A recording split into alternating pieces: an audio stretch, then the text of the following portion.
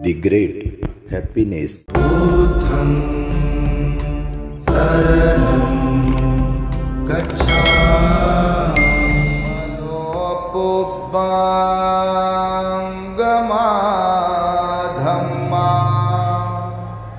Manosiddha Manomaya Manasace पदुठेना भासति वा करोति वा ततो नंग दुःखमन्वेति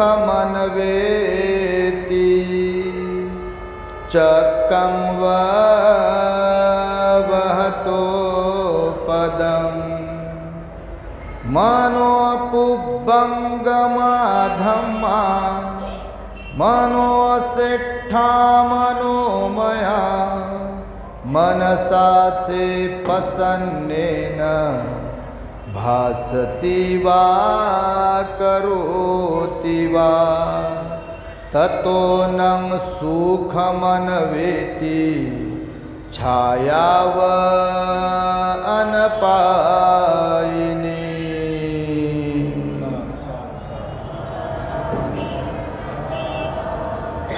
विश्वाला ज्यांनी सुख शांती मानवता तथा दुःख मुक्तीचा आर्य संदेश दिला असे ते दुःख मुक्तीचे मार्गदाता दुःख मुक्त महामानव महान कारुणिक तथागत भगवान सम्यक संबुद्ध तथागतांनी आपल्या शुद्ध प्रज्ञेतून निर्मिलेला सद्धम्म आणि त्याच सद्धम्माचा गेली 2500 वर्षांपासून सातत्याने अहोरात्र प्रचार आणि प्रसार करणारा पूजनीय भिक्खू संघ या महान आणि सर्वश्रेष्ठ अशा त्रिरत्नांना प्रथमतः त्रिवार अभिवादन करतो, ज्यांच्या महान आणि असीम त्याग प्रभावामुळे आपल्याला जो हा अनमोल असा बुद्ध धम्म लाभला आणि ज्यांच्यामुळे आपल्याला हे एवढे मोठे वैभव प्राप्त झाले असे महान युग प्रवर्तक भारतीय राज्यघटनेचे शिल्पकार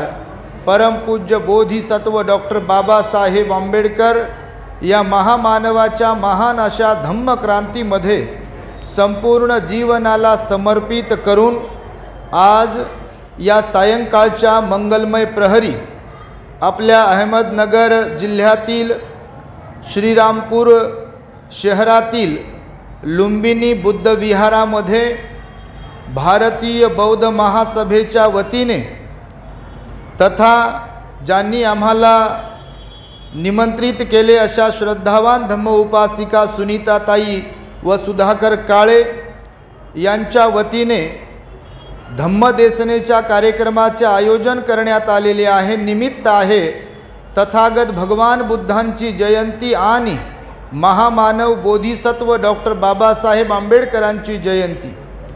या प्रसंगी माझ्या समवेत आपणास धम्मदेसना देण्यासाठी उपस्थित असलेले पूजनीय भिक्खू धम्मबोधीजी थेरो संचालक purity of mind YouTube channel, त्याचबरोबर पूजनीय भिक्खू यण धम्मानंदजी थेरो संचालक सर्च रिसर्च यूट्यूब चॅनल तथा सर्वच भारतीय बौद्ध महासभेचे सन्माननीय पदाधिकारी, बुद्ध विहाराशी संबंधित सर्व श्रद्धावान उपासक उपासिका धम्मदेसना श्रवण करण्यासाठी दूरदूरवरून उपस्थित असलेले आपण सर्व श्रद्धावान उपासक उपासिका बालक तथा बालिकांनो, तद्वतच दी ग्रेट हॅपीनेस या आपल्या यूट्यूब चॅनलचे सर्वच दर्शक, सर्वप्रथम तुम्हा सर्वांच्या प्रती मंगल मैत्री सद्भावना व्यक्त करतो आणि आपणा सर्वांच्या दुःखमुक्तीकरिता 2600 वर्षांपूर्वी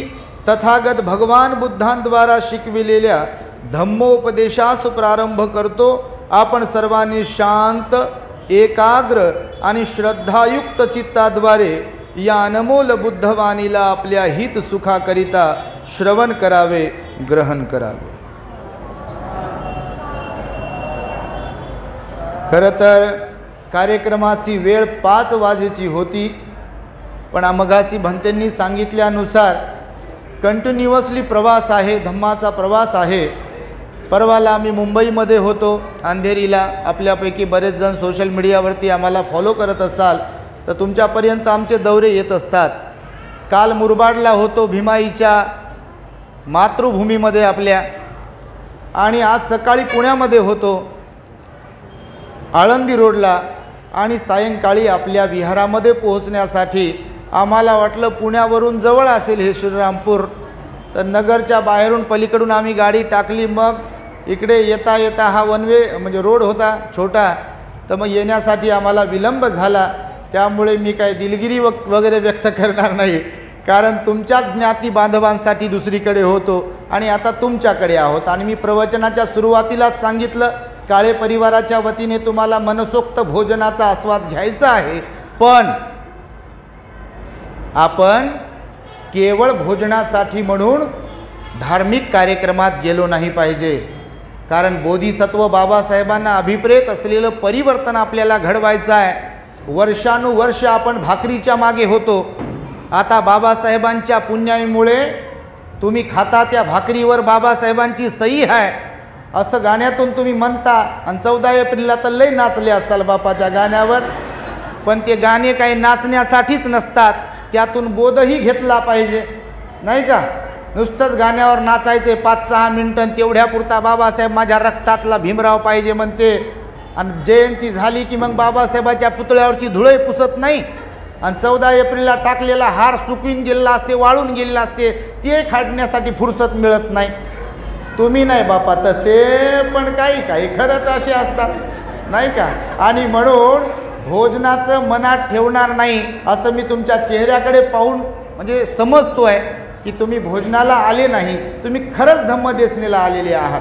कारण तुम्ही जर भोजनाला आले असते तर एवढा वेळ आमची वाट पाहत थांबले नसते, लगेच गळती लागली असती, निघून गेले असते. म्हणून एकदा सुरुवातीला स्वतःसाठी, भारतीय बौद्ध महासभेच्या पदाधिकाऱ्यांसाठी, सुनीताताई सुधाकर काळे यांच्यासाठी आणि तुम्हा सर्वांच्यासाठी एकदा टाळ्यांच्या गजरांमध्ये स्वतःचं स्वागत करा. गुड. टाळ्या लय वाजवता येतात, आणि टाळ्या वाजवणं काही वाईट नाही. कोण गैरसमज पसरवला असेल तर आपण लय क्लिअर करत असतो, तुम्ही ऐकत असाल. आपल्यात लय कन्फ्युजन तयार करणारे लोक आहेत. हे चुकीचं आहे, हे असं नसते तर तसं नसते. निगेटिव्हिटीवरती लय भर आहे, नकारात्मक गोष्टीवर लय भर आहे.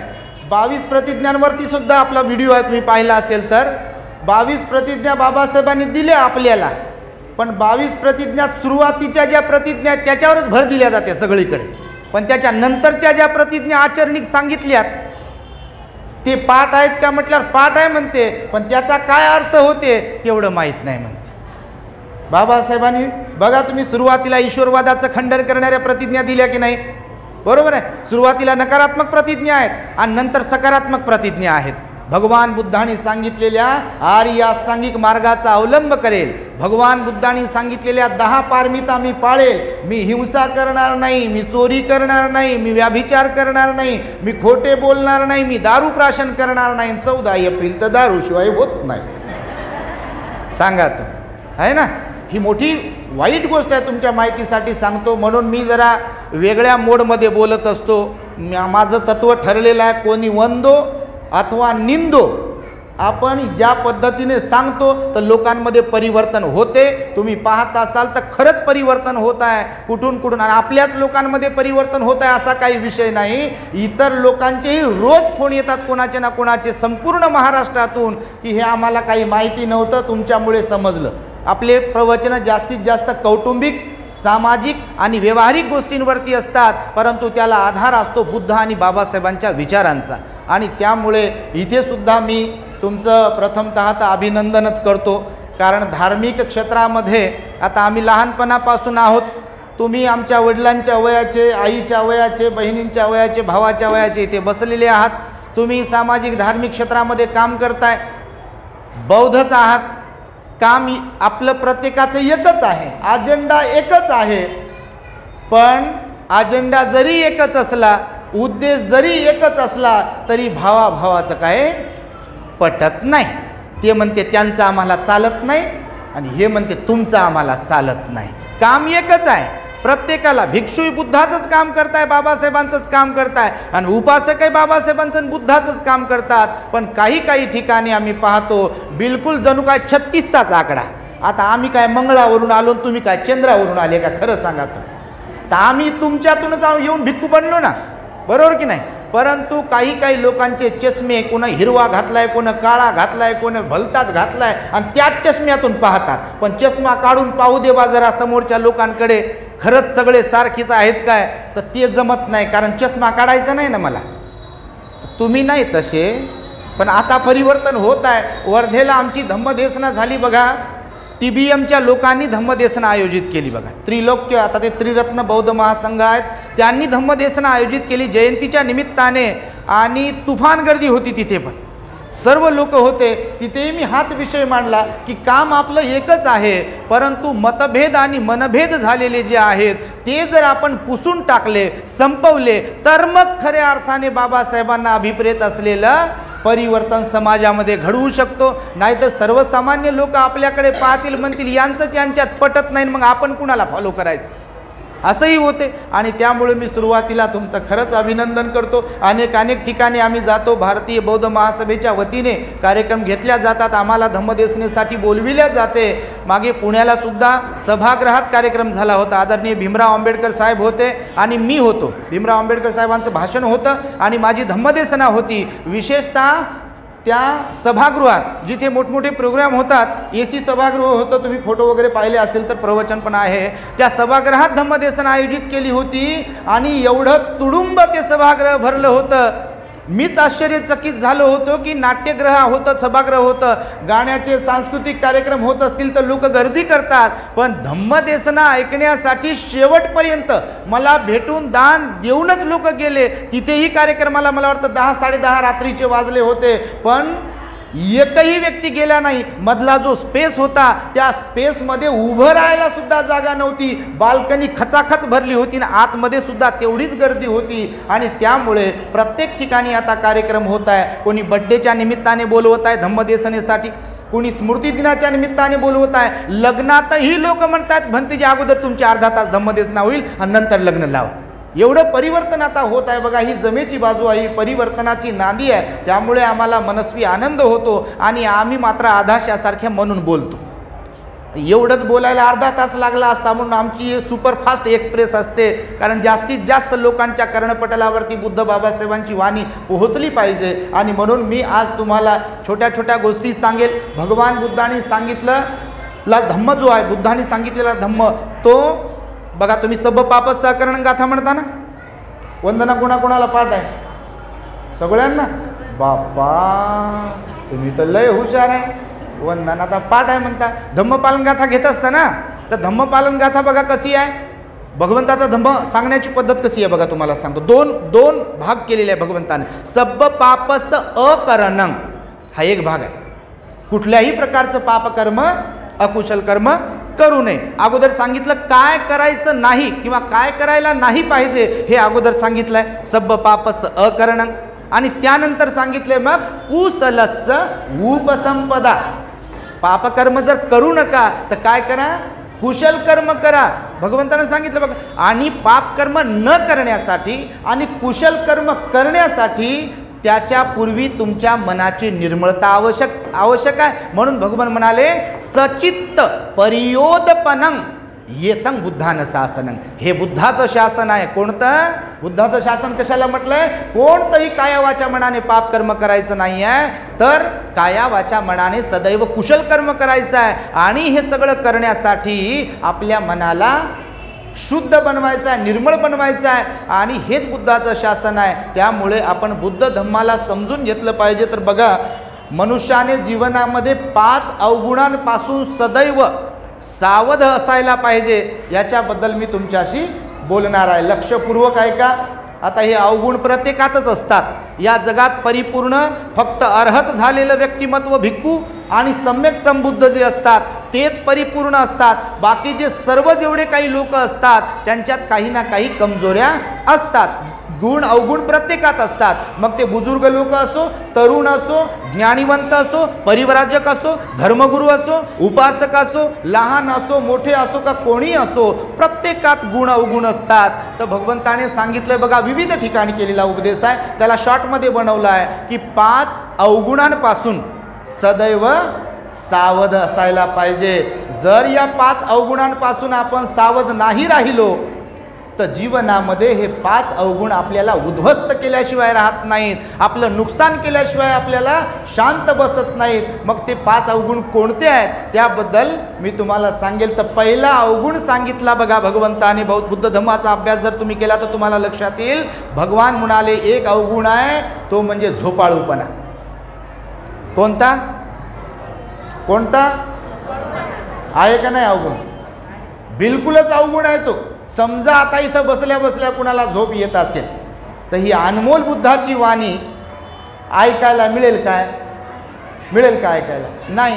किंवा जे अवेळी रात्री उशिरा झोपत असतील, सकाळी उशिरा उठत असतील, दिवसालाही झोपत असतील आणि रात्रीलाही झोपत असतील, आरोग्य चांगलं राहील का त्यांचं? वाटते का तुम्हाला आरोग्य चांगलं राहील? तर बिलकुलच चांगलं राहू शकत नाही. म्हणून भगवंताने सांगितलं आहे की जेवढं आवश्यक आहे तेवढंच आणि रात्रीला झोपावं.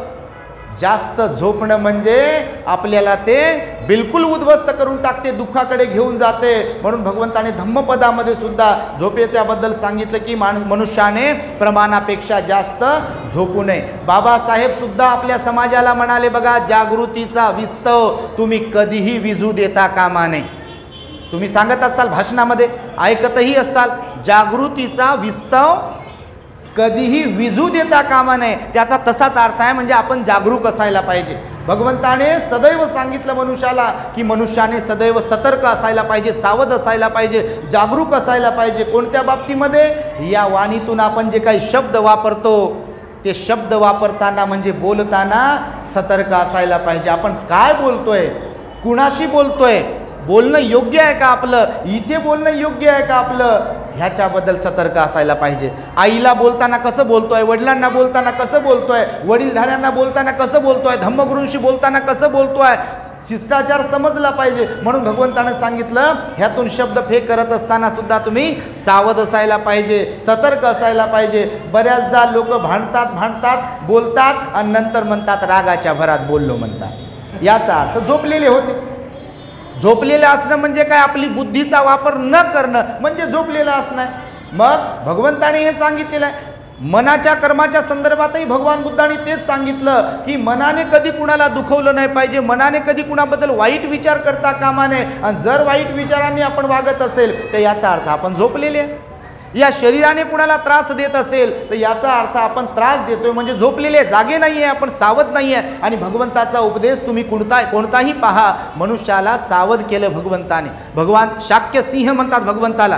काय म्हणतात? भगवान बुद्धाला आपल्या काय म्हणतात? शाक्य सिंह. नोटेवरती जी राजमुद्रा काढली आहे सम्राट अशोकाने निर्माण केलेली, सिंहाचंच प्रतीक का टाकले कुणाला माहिती आहे? सिंहाचंच प्रतीक राजमुद्रेवरती का आहे? दुसरा प्राणी का नाही?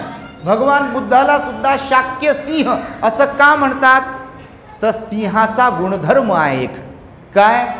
तर सिंह असा एकदम बिनधास्त झोपत नाही.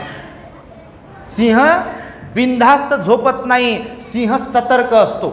झाडाचं पान जरी पडलं आणि सिंह असा पहुडलेला असेल, झोपलेला असेल, तर तो उठून उभा राहतो, इकडे तिकडे पाहतो. त्याला सिंहावलोकन म्हणतात. माहिती आहे तुम्हाला? सिंहावलोकन. तो म्हणजे हां ठीक आहे, हरकत नाही, पान पडला असेल, कोणी कोल्हा गेला असेल, घालून गेली असेल, काय हरकत नाही, मला झोप येते, असा सिंह नसतो. तुमच्या माहितीसाठी सांगतो, सिंह जागरूक असतो, सतर्क असतो, सावध असतो. मनुष्याने सुद्धा आपलं जीवन जगत असताना सावध असायला पाहिजे म्हणाले भगवान बुद्ध. तरच आपल्याकडून अकुशल कर्म, पापकर्म घडणार नाही, तरच आपण इतरांचं मन दुखवणार नाही, तरच आपण इतरांना परेशान करणार नाही. आणि जर आपण जागरूक नसेल, सतर्क नसेल, सावध नसेल तर खूप लोकांना त्रास देतो आणि आपल्याच माणसांपासून आपण दूर होतो. म्हणून भगवंताने झोपाळूपणा हा अवगुण सांगितलेला आहे. तुम्हाला सस्याची आणि कासवाची गोष्ट माहीत असेल. आम्ही तर लय रिपीट करतो मुद्दाम. सस्याची आणि कासवाची गोष्ट माहीत आहे ना. ससा हा वेगवान धावतो बघा, वेगाने धावतो ससा, सर्वांनाच माहिती आहे. दुडू धावतो पण एकदम फास्टली धावतो तो. आणि कासव धावू शकते काय? कासव नाही धावू शकत. कासव एकदम बारीक हळू पायाने चालतो. आणि जेव्हा त्यांची पैज लागली तर जिंकलं कोण? कोण जिंकलं? सशाची कासवाची पैज लागल्यावर. आणि ससा का बरं हारला? का बरं हारला? आपले काही लोक झोपलेलेच आहेत 67-68 वर्षानंतर, म्हणून समाजाची अशी परिस्थिती आहे. खरं की खोटं? बिलकुल खरं आहे. तुम्ही हो म्हणा का नाही म्हणा का मान हलवा का नका हलवू, ही सत्यता आहे समाजातली. समाजामध्ये राजकीय क्षेत्रात पाहाल तुम्ही, सामाजिक क्षेत्रात पाहाल तुम्ही, धार्मिक क्षेत्रात पाहाल तुम्ही, तर बहुतेक लोक झोपलेलेच आहे बघा. काही लोकांना काहीच देणं घेणं. आता काय श्रीरामपुरात एवढेच लोक असतील का? आता तुम्ही मोठ्या तुफान गर्दी आहे तुमची, तो विषय नाही, पण श्रीरामपुरामध्ये एवढेच लोक असतील का आपले? बापा पंगत उठवायची म्हणल्यावर एखाद्या लग्नात कितीतरी येत असतील. आणि जयंतीला तर जागा पुरी झाली नसेल इकडं तिकडं कुठं नाचण्यासाठी, तर ते रिकामं म्हटल्यावर तर बापा लई येतात. तसे स्कीम घ्यायला, रेशन घ्यायला, अजून काय घ्यायला, रिझर्वेशन घ्यायला, तर मग पुढंच येते. मग माझाच नंबर आहे म्हणते, मी सिनियर आहे म्हणते, मलाच बोला म्हणते, मला सांगा. परंतु धम्माच्या बाबतीमध्ये, वंदनेच्या संदर्भामध्ये, विहाराच्या संदर्भामध्ये मात्र येत नाही. म्हणून झोपलेला जो समाज आहे त्याला दुश्मनांची गरजच लागत नाही. लागेल काय गरज आहे त्याला? कारण स्वतःला जसं कुंपण शेत खाते तसं माझ्या तला भीम मीच केला उन्हा, दोष देऊ कुणा, असं वामनदादांनी लिहिलेलं आहे. आणि खरंच आहे ते. माझ्या तला भीम मीच केला मुना. आपल्याला हा बुद्ध धम्म दिला, आणि बुद्ध धम्म दिलेला असताना देखील आपण दुसरीकडेच भरकटत असेल तर याच्यात काही इतरांचा दोष आहे का? आहे. बाबासाहेबांनी मतदानाचा अधिकार दिला. बाबासाहेबांनी प्रामाणिकपणे मताचं मोल तुम्ही ओळखा म्हणून सांगितलं. आणि जर दारूपायी मटणापायी मत विकत असेल तर मला सांगा, दुश्मन आपलं नुकसान करतात का आपण नुकसान करतो? असं वागू कोण करते?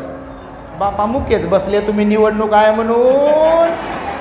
प्रामाणिकपणाने मतदान केलं पाहिजे. मताला दान म्हटलेला आहे, शब्द वापरला त्याच्यासमोर. कोणता शब्द वापरला? दान. आणि दान हे पुण्य असते. पुण्यालाच दान म्हणतात, दानालाच पुण्य म्हणतात. म्हणून मतदान प्रामाणिकपणेच केलं पाहिजे. एक दिवस कोणी पाया पडायला आलं, कोणती तरी आपला पंचरंगी पट्टा, निळा पट्टा टाकलाय आपल्या गळ्यामध्ये, आणि जे भी मग पाया पडू का तुमच्या, त्याला भाळू नका. लय नुकसान होते. मग 5 वर्ष पाया पडावं लागते. मी नेहमीच सांगत असतो, गाढवाची कथा तुम्ही जर आपल्या चॅनलवर ऐकली असेल तर लय डेंजर कथा आहे गाढवाची. बघा तुम्ही एकदा ऐकून तर पहा. म्हणजे बोध कथा आहे ती. आता नाही सांगत मी, कारण सांगितलेली आहे. तर पहिला अवगुण कोणता सोडायला सांगितला? झोपाळूपणा सोडायला सांगितला. सगळ्या अर्थाने झोपाळूपणा सोडायला सांगितला. विद्यार्थी जरी असतील, शाळेत जाणारे, कॉलेजमध्ये जाणारे, जर झोपाळू असतील तर मेरिटमध्ये येतील काय? टॉपला जातील काय? ते बनतील का डॉक्टर, बनतील का इंजिनियर, बनतील का पायलट, बनतील का? त्यांना जे बनायचे ते MPSC करत असतील, UPSC करत असतील, आणि झोपाळूपणा असेल त्यांच्यामध्ये, जातील, प्रगती करतील काय? नाही आहे. किंवा कुठलं काम करणारे लोक असतील आणि ते झोपाळू असतील, प्रगती करतील काय? नाही करू शकत. आणि म्हणून आपल्या जीवनामध्ये झोपाळूपणाला आपण दूर लोटलं पाहिजे. म्हणजे वर्तनाच्या, वागण्याच्या, आचरणाच्या बाबतीतलाही झोपाळूपणा, आणि फिजिकली ज्याला झोपाळूपणा म्हणतो तोही रात्री लवकर झोपणे आणि सकाळी लवकर उठणे हे निरोगी मनुष्याचं लक्षण आहे. त्यामुळे तो अवगुण आपण दूर केला पाहिजे. दुसरा अवगुण सांगितला भगवंताने, अहंकार. हे लय डेंजर आहे. अहंकार लय डेंजर आहे. अहंकारावरती आपले प्रवचन आहेत. अहंकार कोणाला, कशाचा, कधी, कुठं उत्पन्न होईल हे सांगता येत नाही. जर अहंकार उत्पन्न झालेला असेल तर प्रवचन लय सुंदर सुरू आहे, समजाची गोष्ट, आणि नावच घेतलं नाही कोणाचं तरी. आणि कार्यक्रम संपल्यावर त्यांना विचारावं कार्यक्रम कसा झाला, आयोजन कसं होतं, काय होतं, तर ते बारीकच तोंड करून राहते. मग ती महिला असो का पुरुष असो, मग त्यांना विचारावं लागते काय झालं. नाही म्हणते मी काय दिसलोच नसेल का म्हणते, एवढं सहकार्य केलं, एवढं मदत केली, असं झालं तसं झालं, मी माझं असं, आणि माझं नावच घेतलं नाही म्हणते, मला विचारलंच नाही म्हणते, मला फुलच दिलं नाही म्हणते, मला महत्त्वच दिलं नाही. आता बुद्ध बाबासाहेबाचा कार्यक्रम असल्यावर तिथं आपण अपेक्षा करत असेल तर मला सांगा आपल्यातलं अज्ञान आहे का नाही? कुणाच्या लग्नात आहेर दिला की नाही दिला, रुसून बसणं, जेवणाविना जाणं ही गोष्ट वेगळी बापा, ती करा. दुसरे जेवतील तिथं दुसरे आहेर घेतील. पण बुद्धाच्या कार्यक्रमात, बाबासाहेबांच्या कार्यक्रमात, सामाजिक धार्मिक कार्यक्रमात अपेक्षा जर केली तर फार बिघडते कार्यक्रम. आणि मी तर म्हणतो आपल्या समाजाची ही जी परिस्थिती आपल्याला दिसते आहे, एक ना धड भाराभर चिंध्या, याला कारण जर कोणतं असेल तर समाजाला आपल्या लागलेली कीड आहे. आणि ती कीड म्हणजे अहंकार आणि स्वार्थ. खरं की खोटं? अहंकारामुळे चळवळ अपयशाकडे गेलेली आहे आणि स्वार्थामुळे माझं काय म्हणते, माझं काय तिथे आहे, माझी किंमत आहे का तिथे, मला काही महत्त्व आहे का, मला माईक मिळेल का म्हणते तिथे, माझं नाव घेतील का, पुकारतील का, माझं पॉम्पलेटवर नाव टाकले का म्हणते. तुम्ही नाही बापा तसे. पण काही समाजात असेच आहेत, त्यांना माझा तर लयच राग येत असेल, आला तर आला, काही हरकत नाही, आपला काय DA काही वाढवायचं नाही. आणि आपलं तत्व आताच सांगितलं मी, कोणी वंदो अथवा निंदो, आम्हाला बोलवा का नका बोलू, आमचं नुकसान नाही होणार. जर नाही बोलवलं तर नुकसान तुमचं होईल. आलं लक्षामध्ये? आणि म्हणून अहंकार सोडला पाहिजे, विशेषतः आपल्या लोकांनी.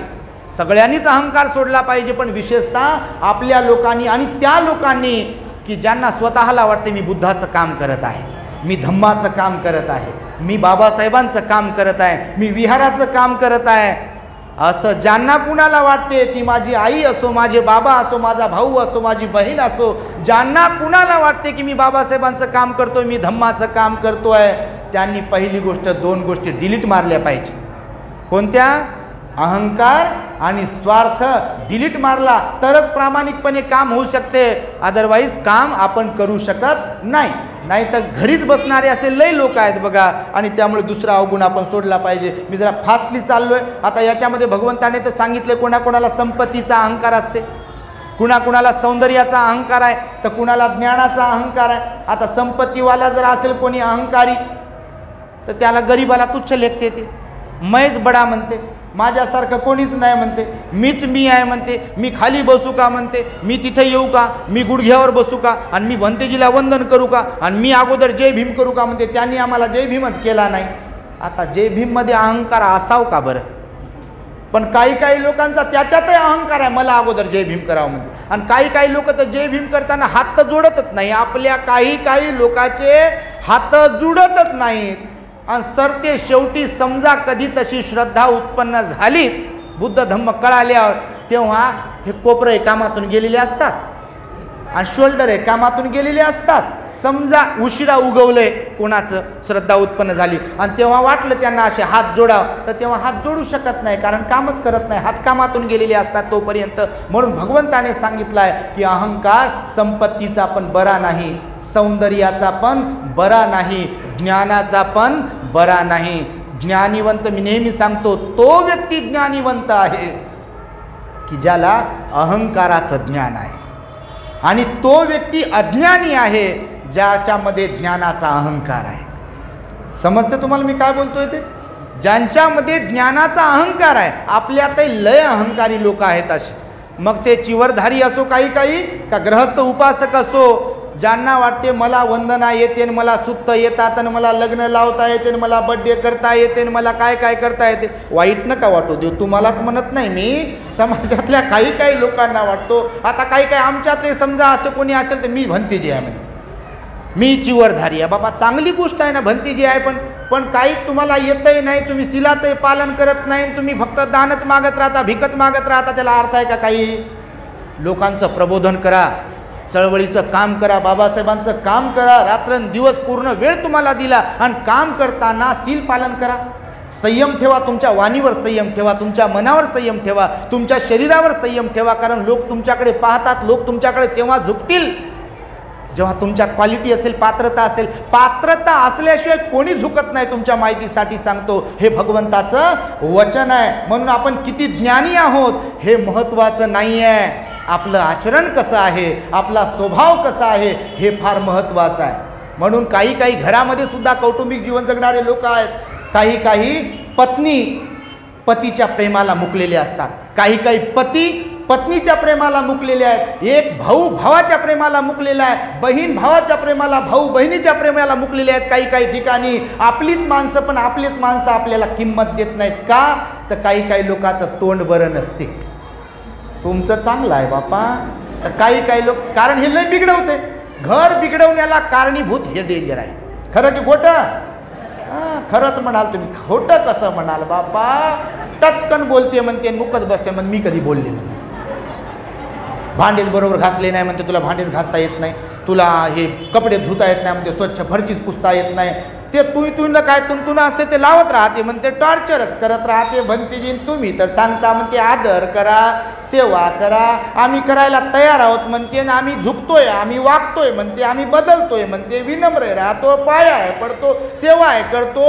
पण समोरची व्यक्ती मोडमधून आपला मोड बदलायला तयारच नाही म्हणते. भंतीजी त्याच्यावर काही औषध आहे का म्हणते. मी म्हणतो बाबा त्याच्यावर काही औषध नाही. ते सूम जळालं तरी पीळ कायम राहते काही लोकांचा.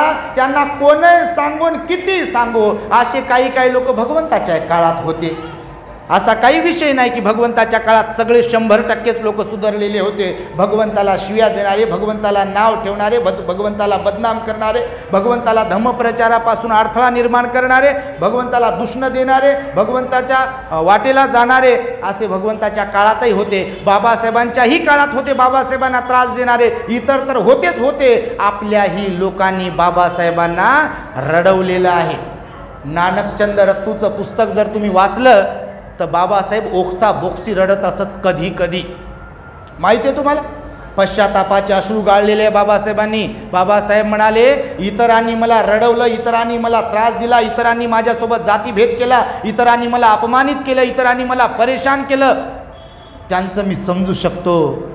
पण ज्यांच्यासाठी मी हे जीवाचं रान करतोय, राबतोय, 4 मुलं माझे गेले, राजरत्न गेला, गंगाधर गेला, रमेश गेली, इंदू गेली, माझी पत्नी तरुणपणामध्ये गेली, 3 मुले मुलगी पत्नी मातीमध्ये गेली, तरी त्या युगंधराने पर्वा नाही केली पर्वा. आज तुमच्याकडे काही प्रॉब्लेम झाला, काही दुःख झालं, काही प्रॉब्लेम झाला तर काही लोक आपले सांगतात, नाही म्हणतात आमच्याकडले दुःख आहे, फार त्रास आहे, नळाला पाणी आलं, घरी कोणीच नाही, पोरगी बाळातीन व्हायला आली, आणि सून बाळातीन व्हायला आली, लेकरू लहान आहे, आणि आम्हाला हे जमतच नाही, कायच नाही, आम्ही कसं यावं, मग आम्ही तर बंगल्यात राहणारे, आणि तिथं तर सोय नाही. मी प्रत्येक प्रवचनात मी हे रिपीट करून सांगतो, तुम्ही क्षणभर डोळे बंद करून कल्पना तर करा बाबासाहेबांच्या बद्दल, की जर त्या महामानवाने एवढा मोठा त्रास सहन करून गिळून घेऊन जर आपला विचार केला नसता कधी यदा कदाचित, तर काय हाल असते आपले, काय हाल असते. कसली स्कॉलरशिप, कसलं रिझर्वेशन, कसले हे भरझरीचे कपडे, कसले दागिने, आणि कसले बंगलेन, कसलं काय. त्या काळामध्ये जे कुत्र्याला किंमत नव्हती, मुंगीला किंमत होती, कुत्र्याला किंमत होती, माणसाला किंमत नव्हती. बाबासाहेबांना पनवेलच्या नाक्यावरून बॅरिस्टर असताना देखील मी बाहेर बॅरिस्टरला पाणी देणार नाही असा हॉटेलवाला म्हणाला. बडोद्याला नोकरी करत असताना तो बडोद्याचे ते कारकून असलेले, चपरासी असलेले, क्लार्क असलेले लोक बाबासाहेबांकडे फाईल फेकून द्यायचे आणि गोमूत्र शिंपडून बाबासाहेबांचा विटाळ झाला असं समजायचे. बैलगाडीतून वडिलांना भेटायला गेले त्या गोरेगावला, साताऱ्याकडे बाबासाहेब, तर बैलगाडीतून उतरवलं. कटिंगवाला, सलूनवाला बाबासाहेबांची कटिंग करून देत नव्हता त्यांच्या भावंडांची. कारण काय तर महार जातीत जन्माला आले. माझ्या आयांनो, माझ्या भावांनो, माझ्या बाबांनो, बहिणींनो, त्या बाबासाहेबांच्या अनंत उपकारांची आपण रोज जाणीव ठेवली पाहिजे. नुसतंच गाण्यामध्ये ऐकण्यासाठी, नाचण्यासाठी खातो तो घास आणि घेतो तो श्वास, बाबासाहेबांमुळे एवढं फक्त गाण्यापुरतं आपण सीमित नाही राहिलो पाहिजे. बाबासाहेबांच्या अनंत उपकारांची जाणीव ठेवली पाहिजे. इमाने इतबारे, प्रामाणिकपणे, मग ते भिक्खू असो, उपासक असो, भारतीय बौद्ध महासभा असो, त्रिरत्न बौद्ध महासंघ असो, अखिल भारतीय भिक्खू संघ असो, की कोणत्याही संघटना असो, कोणतेही लोक असो, ज्यांना वाटते बाबासाहेब माझ्या आणि बाबासाहेबांनी माझ्यासाठी काम केलं आहे, त्यांनी आपल्यातले अवगुण काढून टाकले पाहिजे. त्यांनी आपली बुद्धिमत्ता समाजासाठी खर्च केली पाहिजे. त्यांनी आपला पैसा समाजासाठी खर्च केला पाहिजे. त्यांनी आपला वेळ समाजासाठी दिला पाहिजे. कारण बाबासाहेबांनी संपूर्ण जीवन कुर्बान केलं. बघा, लेकरं कुर्बान केले. राजरत्नाचा मृत्यू झाला. राजरत्न बाबासाहेबांसारखा दिसायला होता. बाबासाहेब म्हणाले मी माझ्या राजरत्नाला खूप शिकवणार आहे. मी जेवढं काम करू शकलो त्याच्यापेक्षा खूप जास्त काम माझा राजरत्न करेल. मी त्याला तसं घडवेल. पण तो राजरत्नही गेला बाबासाहेबांचा. रमेशही गेला, गंगाधर गेला, इंदू गेली. तरी त्या महामानवाने स्वतःच्या कुटुंबाचा, प्रपंचाचा, स्वतःच्या सुखाचा विचार केला नाही. आज आपल्या वाट्याला जे सोन्याचे दिवस आले आहे, ही बाबासाहेबांची कुर्बानी आहे, बाबासाहेबांचा त्याग आहे. हे कधीही आपण विसरता कामा नये. आणि म्हणून मी याच्यावर भर दिला बघा, आपल्यातला अहंकार आपण काढून टाकला पाहिजे, तरच बाबासाहेबांचं आपण काम करू शकतो, अदरवाईज काम करू शकत नाही आपण. The great happiness.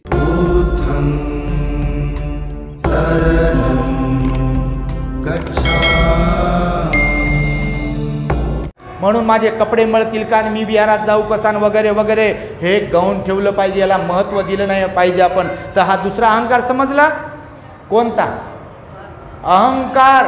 हा अवगुण काढून टाकला पाहिजे. तिसरा सांगितला भ्रम. भगवंताने भ्रम समजते ना, भ्रमात राहतात लोक, मनुष्य प्राणी भ्रमात राहतो म्हणाले भगवान बुद्ध. भ्रम कोणता असते? तर मी आणि माझाचा भ्रम असते मनुष्याला. मी काय?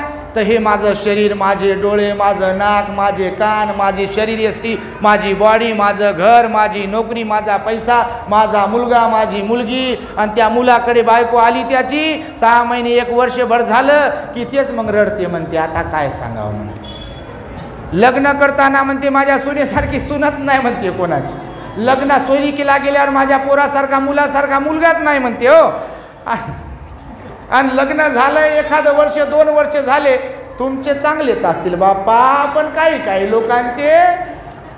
मग ती आई येते, ते वडील येतात आणि म्हणते भंतेजी तुम्ही सांगता ते खरंच आहे म्हणते, आम्ही काय नाही केलं म्हणते भंतेजी. वजनाच्या भरोबार मिठाई वाटली होती आम्ही, त्याला बूट जेव्हा पाहिजे तेव्हा बूट, सॉक्स पाहिजे सॉक्स, कपडे पाहिजे कपडे, मोबाईल पाहिजे मोबाईल, टी व्ही पाहिजे टी व्ही, सगळं केलं म्हणते भंतेजी. आणि आता दवाखान्यात घेऊन जातं का म्हणतं बाळा, मी कधी म्हटलं आम्ही, तर म्हणते मला वेळ नाही म्हणते, नंतर नेतो म्हणते.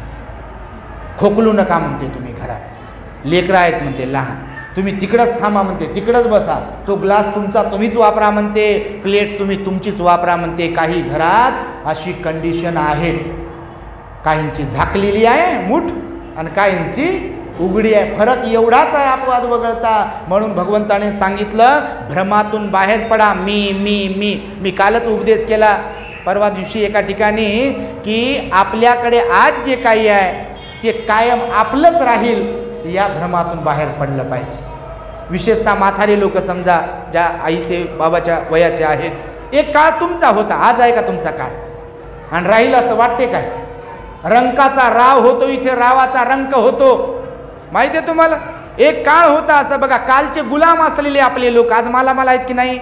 भगवंतानं परिवर्तन सांगितलं या जगाबद्दलचं, की आज जे आहे तेच कायम राहील असं बिलकुल नाही. जेव्हा बाल्यवय असते तेव्हाच बाल्यवय असते, जेव्हा तारुण्य असते तेव्हाच तारुण्य असते, जेव्हा मध्यवय असते तेव्हा मध्यवय, आणि जेव्हा म्हातारपण आहे तेव्हा म्हातारपण. असं कोणतं औषध आहे का जगामध्ये 80 वर्षाचा म्हातारे व्यक्तीला 20 वर्षाचं बनवून देईल? आहे का बापा? तिथं तर काही दिलं असतं लोकांनी, आम्हाला 20 वर्षाचं करा म्हणून, पण करू शकते काय? नाही. आपलेच दाता आपल्याला धोका देतात एक दिवस, आपलेच कानं आपल्याला धोका देतात एक दिवस, आपलेच डोळे आपल्याला धोका देतात एक दिवस, आपली स्मरणशक्ती आपल्याला धोका देते एक दिवस, आपलेच पाय आपल्याला धोका देतात एक दिवस. देतात की नाही? आपली जठराग्नी पचनक्रिया जी आहे आपल्याला धोका देते एक दिवस. म्हणून भगवान बुद्ध म्हणाले इथं मी आणि माझं म्हणण्यासारखं हकीकतमध्ये काही नाही आहे. म्हणून याच्यामध्ये भ्रमात राहू नका या, की माझ्याकडे जे आहे ते कोणाकडेच नाही, माझ्यासारखं कोणीच नाही, आणि मीच मी माझ्यामुळेच घर चालते म्हणते, आणि मी आहे म्हणून घर टिकलं म्हणते. आणि गेल्यावर कोणाचे घरं काय थांबलेत का चालायचे? थांबलेत का? खरं सांगा तुम्ही, थांबते का? कोणाहून कोणाचं राहते का काही? पण माणूस किती भ्रमात राहते जिवंत असताना, बस मी आहे म्हणूनच सर्व काही आहे म्हणते. कधी कधी तर काही विहारातही पण आम्ही जातो, तुमच्याकडे नसेल तसं, मी आहे म्हणूनच आहे म्हणते सगळं काही, तुमच्याकडे नसेल बापा तसं. पण काही ठिकाणी आता लहानपणापासून पाहतो लोकांकडे, आपल्या जातो सगळीकडे, कोणाकोणाला गोळ्या लई जोरात लागतात आपल्या, त्यांना राग येत असला आला तर आला, पण विषय असाच आहे. म्हणून भगवंताने सांगितलं भ्रमातून बाहेर पडा. इथे मी आणि माझं म्हणण्यासारखं हकीकतमध्ये काही नाही. आपण जेव्हा जातो आपली जागा दुसरे घेतात. ज्या धनाला आपण कमवलंय ते धन आज आपलं आहे, उद्या त्याचा मालकी हक्क दुसऱ्याकडे जातो. आज शेती आपल्या नावावर आहे, उद्या दुसऱ्याच्या नावावर होती आपण गेल्यावर. आणि म्हणून तिसरा हा भ्रम, तिसरी अवगुण काढून टाक. चौथा अवगुण सांगितलं अज्ञान. राग, द्वेष आणि लोभाच्या बाबतीत लोक अज्ञानामध्ये जीवन जगत असतात बघा. राग म्हणजे आसक्ती सांगितलं भगवंताने, विविध प्रकारच्या आसक्तीमध्ये लोक असतात. द्वेषामध्ये लोक जगतात, माझ्यापेक्षा कोणी मोठा नाही किंवा मी याचा द्वेष करेल त्याचा द्वेष करेल, बरोबर आहे. लोभामध्ये लोक जीवन जगतात. मी कुत्र्याची गोष्ट जशी बोधकथा सांगतो, तुम्हाला माहीत असेल, कुत्र्याला भाकरी भेटली, भाकरी भेटल्यावर ते गावाच्या बाहेर गेलं, त्याला वाटलं बा माझ्या तोंडातली कोणी भाकरी घेईल की काय, असं वाटते कधी कधी कोणाकोणाला, माझाच नंबर लागावं, मलाच महत्त्व द्यावं, दुसऱ्याला महत्त्व देऊ नये, माझंच ऐकावं. आणि मग त्या कुत्र्याला भाकरी भेटली, गावाच्या बाहेर गेलं, ते तोंडात भाकरी घेऊन गावाच्या बाहेर नाला होता, नाल्यावर ते उभं राहिलं, त्या पूल होता छोटासा, त्याच्यावर उभं राहिलं. खाली त्याने पाहिलं, पाण्यामध्ये पाणी थांबलेलं होतं, त्या पाण्यामध्ये त्याला दुसरा कुत्रा आणि त्याच्या तोंडात भाकरी दिसली. ह्याला वाटलं आपली तर आपल्याकडे आहेच आहे, त्या दुसऱ्याच्या तोंडातली ती आपल्याला भेटली पाहिजे. असं कधी कधी होते बघा, दुसऱ्याच्या तोंडातलं भेटलं पाहिजे, दुसऱ्याच्या वाट्याचं भेटलं पाहिजे म्हणते. आणि कुत्र्याला वाटलं आपलं आपल्याकडे आहेच, पण त्याच्या तोंडातलं भेटावं म्हणून ते भुंकायला तोंड उघडते आणि त्याच्याकडची भाकरी तोंडातून खाली पडते. भगवान म्हणाले लोभाचं असंच आहे, म्हणून लोभामध्ये पडू नये, मोहाला बळी पडू नये, हा अवगुण आहे म्हणाले भगवान बुद्ध. अज्ञानातून उत्पन्न होतो, म्हणून अंधश्रद्धा सुद्धा तुमच्याकडे भरपूर आहे बघा. 2 दगडावर पाय ठेवणारे लोक आहेत तुमच्याकडे, आम्हाला माहीत आहेत. सांगा, तुम्ही पाहत असाल, आम्हाला फॉलो करत असाल तर विदर्भामध्ये भरपूर बोलवतात, कोकणामध्ये भरपूर बोलवतात, मुंबई पुणे नाशिक इकडे तिकडे भरपूर बोलवतात. आणि इकडे आम्ही म्हणतो बापा काय भारत बुद्धमय झालेला आहे का, इकडं काऊन नाही बोलवत आपल्याला. तर आमचा अभ्यास बारीकच आहे, असा काही विषय नाही, खरोखरच बारीक अभ्यास आहे. उगीच थोडी फिरतो आम्ही, ट्रेनिंग घेऊनच फिरतो. तर इकडचा अभ्यास, आता तुम्ही इकडचेच आहे तर 2 दगडावर पाय ठेवलेले लोक आहे, इकडे जातात आणि इकडे येत असतील काही काही, तुम्ही नाही, असे तुम्ही नाहीच म्हणतो ना बापा, तुम्हाला सोडून जे असतील ते. आता भीमके लागते जिगर आधे इधर आणि आधे उधर आहेत का नाही मग खरंच ये. मी तर म्हणतो बा भीमके लागते जिगर अर्ध्यापेक्षा कमी इधर आहेत आणि अर्ध्यापेक्षा जास्त तिकडंच आहेत, भरकटू लागले. कोंबडं काप, बकरं काप, इकडं जाय तिकडं जाय, प्रार्थना कर, काय काय कर, आमच्या जादू कर, टोना कर, काय काय कर. बाबासाहेबांना 22 प्रतिज्ञा दिल्या, स्वाभिमान दिला बाबासाहेबांनी, बुद्ध दिला सर्वोत्तम. यं किंची रतनं लोके विज्जती विविधं कुथु, रतनं बुद्ध समं नत्थी, रतनं धम्म समं नत्थी, रतनं संघ समं नत्थी, तस्मा सोथी भवन्तु. बुद्धा समान, धम्मा समान, संघा समान, रत्न या जगात तिसरं चौथं कोणतंही नाही आहे म्हणाले भगवान बुद्ध बाबासाहेबांनी. म्हणून तर बुद्धाचा धम्म स्वीकारला. केवळ शिक्षण आणि ह्या सगळ्याच गोष्टी जर महत्त्वाच्या असतात केवळ, तर बुद्ध कशाला स्वीकारला असता. म्हणून आपल्या लोकांनी आपली ट्यूब पेटवली पाहिजे, माता भगिनी असतील, तुम्ही असतील, आणि त्यांनी बुद्धावर नत्थी मे शरणं अन्यंचा अर्थ समजून घेतला पाहिजे आणि म्हणून अज्ञानातून बाहेर पडलं पाहिजे. शेवटचं आणि 5वा अवगुण सांगितला, अप्रामाणिकपणा म्हणजे बेईमानी. हा अवगुण आहे बघा, आणि तो अवगुण मोठा डेंजर आहे आणि तो काढून टाकला पाहिजे. विशेषतः बाबासाहेबांच्या प्रती अप्रामाणिकपणा आणि बेईमानी कधी असता कामा नये. बोधिसत्वासोबत केलेली बेईमानी, बुद्धासोबत, धम्मासोबत आणि संघासोबत केलेली बेईमानी या जन्मामध्ये आपल्याला फळ देते बघा. मग ते राजकीय क्षेत्रात राहून तुम्ही बेईमानी करत असाल, सामाजिक धार्मिक क्षेत्रात राहून बेईमानी करत असाल, किंवा कोणत्याही क्षेत्रात राहून बेईमानी करत असाल बुद्ध बाबासाहेबांच्या विचारांबरोबर, तर त्या बेईमानीचं फळ इथेच भोगायला मिळेल. आणि म्हणून अप्रामाणिकपणा, बेईमानी सोडून द्यायला सांगितली. तर हे 5 अवगुण आहेत बघा, ते आपल्याला त्यागायला सांगितले. म्हणून 22 प्रतिज्ञाचं आपण प्रामाणिकपणे पालन केलं पाहिजे. सगळ्या 22 प्रतिज्ञांचं पालन केलं पाहिजे. केवळ देव धर्म सोडला म्हणजे नाही, तर बुद्ध धम्माचं आचरण केलं पाहिजे. रोज पंचशील पालन केलं पाहिजे. आठवड्यातून 1 दिवस उपवासत पालन करत जा. आपल्या दी ग्रेट हॅपीनेस चॅनलवरती बघा, उपवासत म्हणजे काय, त्याचे फायदे काय, कसं पाळायचं याच्याबद्दल इतंभूत माहिती आहे. तुम्ही पाळाल अशी अपेक्षा बाळगतो. आणि त्यामुळे आज आम्ही इथे आलो. आम्हाला ॲक्च्युली उशीर झाला, घड्याळाकडे पाहूच बोलू लागलो मी. आणि बरोबर आता 45 मिनिटं झाले बघा. त्यामुळे या आयोजकांमध्ये भारतीय बौद्ध महासभेचे जिल्हा अध्यक्ष सुगंधराव इंगळे आहेत, जिल्हा अध्यक्षा महिला वैशालीताई आहेरे आहेत, त्यानंतर शहराध्यक्ष LN मस्के आहेत. सर्वच भारतीय बौद्ध महासभेचे पदाधिकारी आहेत. आणि विशेषतः खरोखर ज्यांनी आम्हाला कितीतरी फोन केले असतील, कितीतरी मेसेज केले असतील, भंतेजी तारीख द्या, तारीख द्या, तारीख द्या म्हणणारे लोक लय परेशान होतात बघा. यांना त्याचा अनुभव आलेला आहे बघा. दोघा नवरा बायकोला सुधाकर काळे आणि सुनीताताई काळे, जरा यांच्यासाठी सर्वांनी एकदा टाळ्यांच्या गजरांमध्ये त्यांचं अभिनंदन करा. महत्प्रयासाने त्यांनी आमची तारीख मिळवली आणि त्यांच्यामुळे आम्ही इथे उपस्थित राहू शकलो आणि त्यामुळे आपण सर्वांनी प्रामाणिकपणे बुद्ध धम्माचं आचरण कराल याच हेतूने मी हे बोललो आहे. अधिक बोललो असतो पण बोलत नाही, कारण तुम्हाला भोजनं करायचे आहे आणि बाहेरही जायचं आहे आणि एवढा तास बस झाला. नाही तर बापा मग जास्त बोलल्यावर जास्त होते. तर तुम्हाला सूचना करतो मी की विविध विषयांवरती आपल्या चॅनलवरती प्रवचनं आहेत, विविध विषय आहेत. विशेषतः महामंगल सूक्त तुम्हाला जर ऐकायचं असेल 39 एपिसोड आहेत, 39 भाग आपल्या दी ग्रेट हॅपीनेसवरती असेवनाचं बालानंदपासून ते शेवटपर्यंत.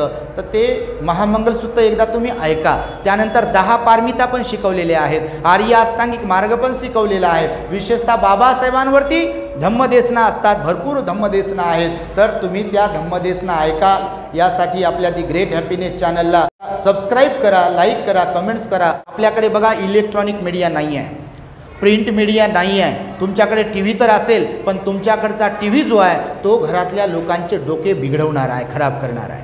तुम्हाला जर सुज्ञपणाने कळत असेल तर, कारण त्याच्यावर बुद्ध बाबासाहेबाचं तत्त्वज्ञान शिकवतात का, दाखवतात का, जास्त नाही दाखवत. त्याच्यात सुनानं कसं छळलं, त्याचा कपटानं सासूचा कसा बदला घ्यायचा आहे आणि सासूनं सुनेला कसं छळायचं आहे, नवऱ्यानं बायकोचा कसा बदला घ्यायचा आहे, बायकोनं नवऱ्याचा कसा बदला घ्यायचा आहे आणि नको नको त्या चालीरीती कशा पाळायच्यात, हेच जास्तीत जास्त टी व्हीवरती दाखवतात बघा.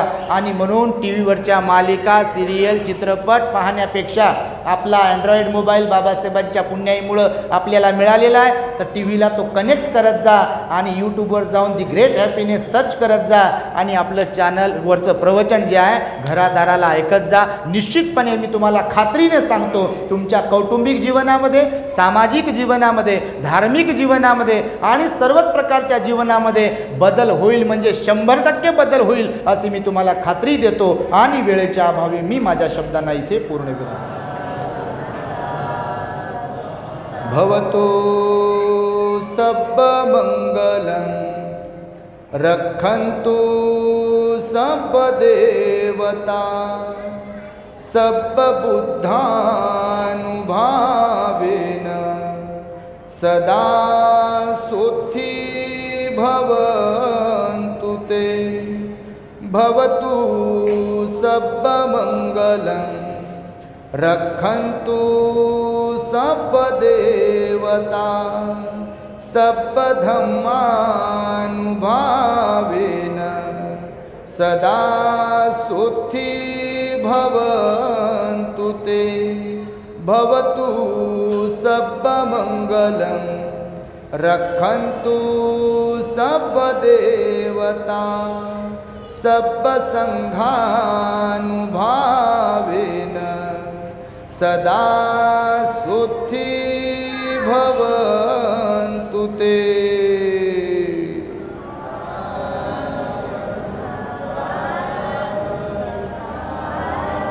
बुद्धं नमामि, धम्मं नमामि, संघं नमामि. Happiness. बुद्धं शरणं